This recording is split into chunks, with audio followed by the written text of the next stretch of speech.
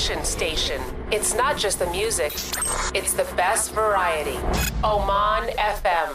Scientific advancement in agri-science led to the ability to more efficiently and precisely improve animal and plant. Mawarid broader approach achieved greatly in food, agriculture, and even health. And the action plan of planting 10 million trees was a focal point. And talk about this, the ongoing and upcoming plans, is the Executive Director of Mawarid. And it's an honor and a privilege to have with us Dr. Nadya Al-Saadi. Doc, welcome to the program.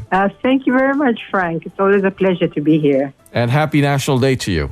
Same to you. Thank you very much. From the way the things are going, it seems that the Sultanate of Oman is looking into the future with its enhanced, innovative ideas through Mawarid Program.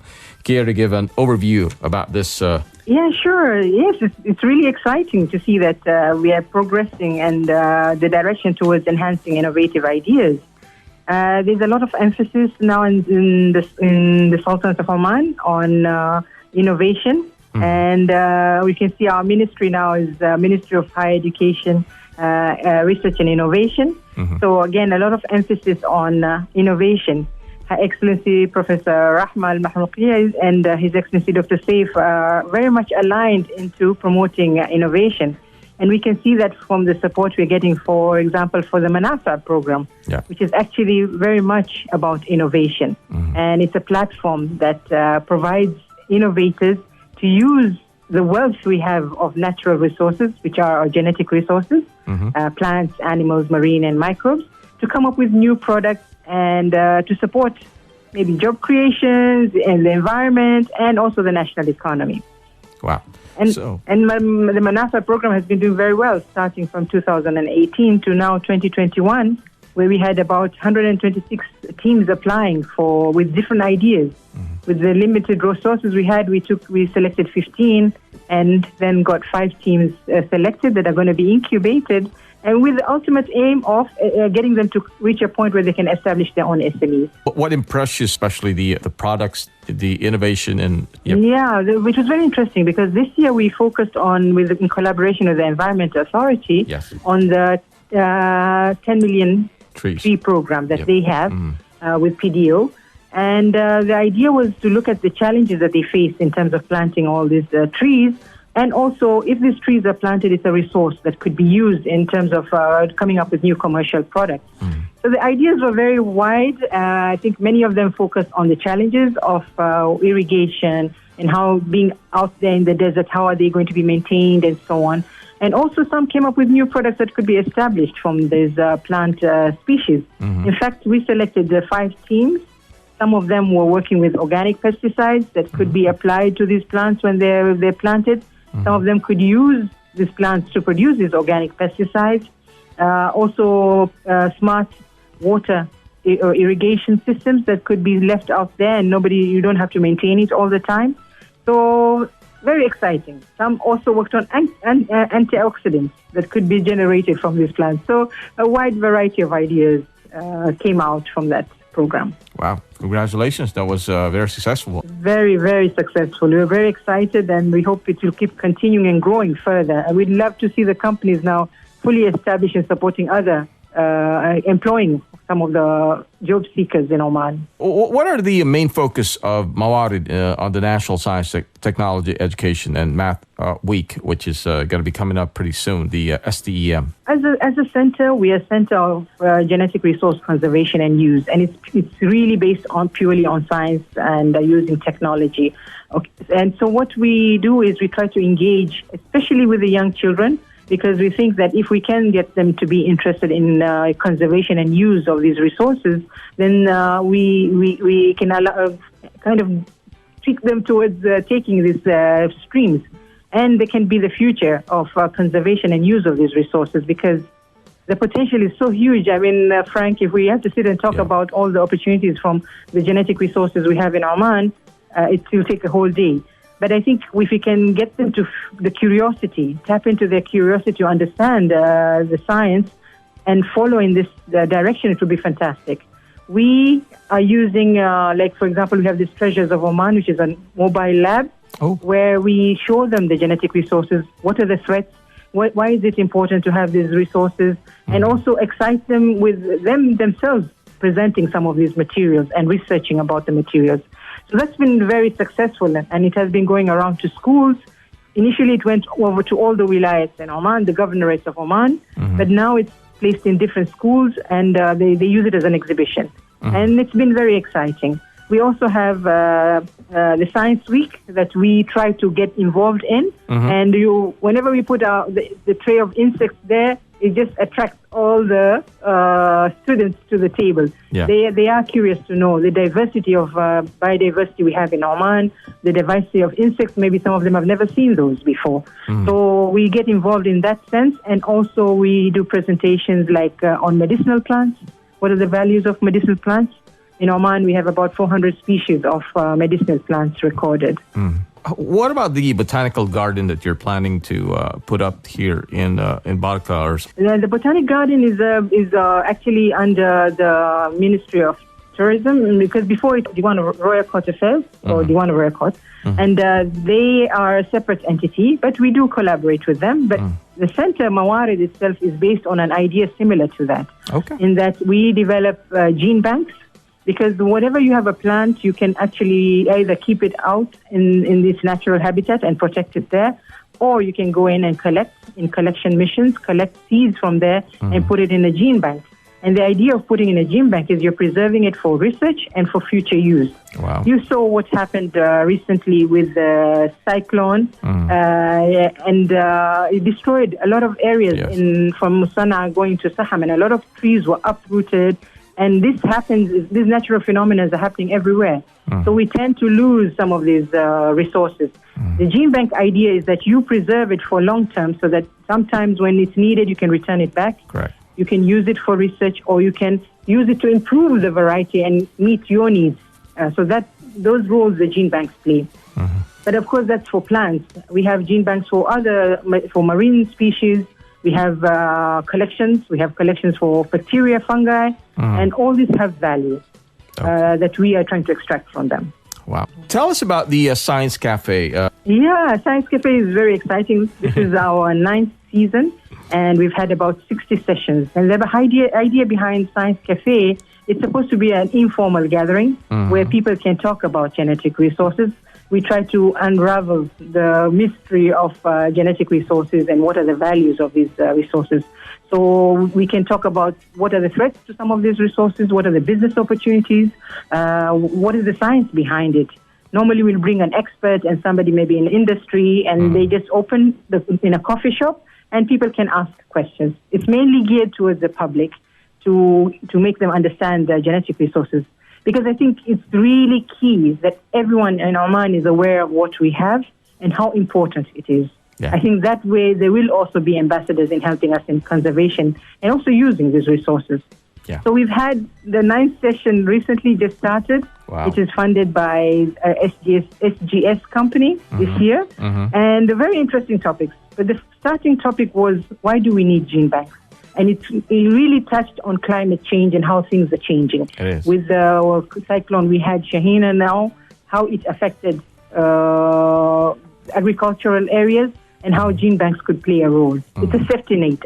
A gene bank is a safety net for any incidences that might occur in the future. Any challenges you've seen so far, seen in line with this approach and strategy that you have? Challenges are always there, and we see them everywhere, but we always have to find creative ways to overcome some of these challenges. When we look at challenges, if I say mostly it will be about having skilled people. And the skilled people, because our field is very, very skilled. You have a plant, for example, you might have somebody who's trained in fruit trees, somebody trained in within fruit trees, in special types of fruits and so on. So it's a very skilled area in marine, in microbes, and also in animal sector. So getting people who are skilled and well-trained to take over this management of these resources that we are collecting. Because really, Frank, I cannot express more that whatever we are collecting, we need to preserve it. And this is a long-term commitment. Yes. Because nature can take care of itself. Although we might lose some, that's the way of nature. It keeps what needs to survive. Yeah. But we, taking them in the gene bank, have taken that responsibility of moving things and keeping them in a gene bank. Is costly. But in the long run, it's really, really important for food security, for climate change, and for the national economy.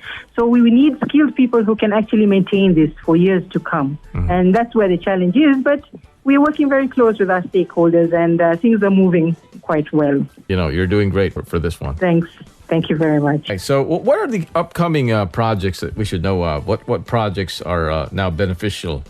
Yeah, with the achievements, we're very excited. I think at the beginning, whenever you establish a new facility, the results are not very tangible because I always say it's like building a building where you're developing the foundation that will be covered up and the beautiful building will stand up. So now we are trying to build that beautiful building with all the results that we are getting. Very exciting. A lot of work we are doing in terms of promoting in the conservation, in research. A lot of work is going on there with horses, with wild rabbits, ghazal, in the animal sector, with sheep and insects. We're also working on sponges, corals. I mean, it's such an exciting area to work in.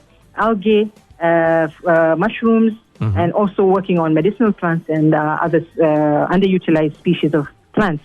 But most exciting now, projects are coming up. We'll be working on edible mushrooms. Again, mushroom is another world in itself. Wow. That is really exciting and has huge potential in terms of industry. Yeah. So edible mushrooms on algae, looking at the commercial applications of algae. So the center is really geared towards now the value extraction. Right. When we focus on value extraction, indirectly it's going to conserve the species. When the market is there, the farmers, the fishermen will try to preserve what is needed to maintain the market and sustain their livelihoods. Yeah. So those are exciting areas. We are also working on a platform that we hope we can launch, which will try to bring us together as stakeholders in sharing our services, resources, and the knowledge that we have, and also coming up with new innovations. That's another thing that we are excited about coming out soon. Otherwise, we keep trying to generate new ideas. We're looking at maybe having junior science cafes in schools. As the Science Cafe has been very successful, we want to put it in schools and have them present topics and different ideas related to genetic resources. How has the pandemic impacted this year's implementation? Yeah, I think the pandemic has affected everyone, but much to my surprise, we were very quick in switching to online. Science Cafe switched to online, Manafa switched online. We were affected in our research, which we are in the field, because we go for collection missions to collect these genetic resources. That had to be scaled down because of the lockdowns. But really didn't feel much impact as I thought it would be, because the team was very dedicated and continued their work gathering data and collaborating with other people. The only thing is that now we're trying to catch up with collection missions to get the materials in, maintain the gene banks and so on. But I think we went through quite well, despite the fact the pandemic was really extreme. We are thankful for that. In fact, like for example, I was looking at Manafa. The numbers of applicants increased during that time because people are at home and online and everything was online. So we had a good number of people applying, looking for these opportunities. Yeah. So we tried our best. All right. So how do you plan to move forward now? I think what we are planning to move forward now, we are aligning ourselves in line with Oman Vision 2040 as required, and especially the natural resource and environment pillar, because there one of the goals is directly linked to what we are doing, sustainable utilization of natural resources to achieve high value added. So our target and aim now in Mawarid is to go in terms of value extraction from genetic resources. Yeah. So we're going to keep raising awareness. I think that's key, to be aware of what we have and what treasures we have in Oman in light of climate change and all that's happening right now. We are going to continue conservation because conservation is key. We are losing a lot of these resources due to erosion. And we're going to focus, most of our emphasis now is going to go towards looking at commercial opportunities, but sustainably utilizing these resources. So coming up with new products, encouraging SMEs, and that's the direction that Mawarid is aiming to go. So Mawarid now aims to implement these goals and clarify risk-based policies with the goals of ensuring the developers know what they need to do efficiently bring a product to the market and the consumers and the public understanding, and help ensure the safety of such products by innovation and scientific approach, promoting Oman's ingenuity when it comes to public outreach and the programs in plants. Thank you very much, Doc, for being here. It's been a huge pleasure having you in our program. Any final message for the National Day for everybody? Thank you very much, Frank, and I wish everyone a happy National Day, and God bless His Majesty Sultan Haytham and everybody in Oman. Stay safe and be healthy, inshallah. All right. All the best and more success to your team. Yeah, that's Executive Director of Mawarid, Dr. Nadya Al-Saadi. Thank you very much, Doc, for being here. Thank you very much, Frank. You have a good day. You too. Take care and stay safe. Bye-bye. Of course, I'm Frank. Thank you very much for listening. The Nation Station. It's not just the music. It's the best variety. Oman FM.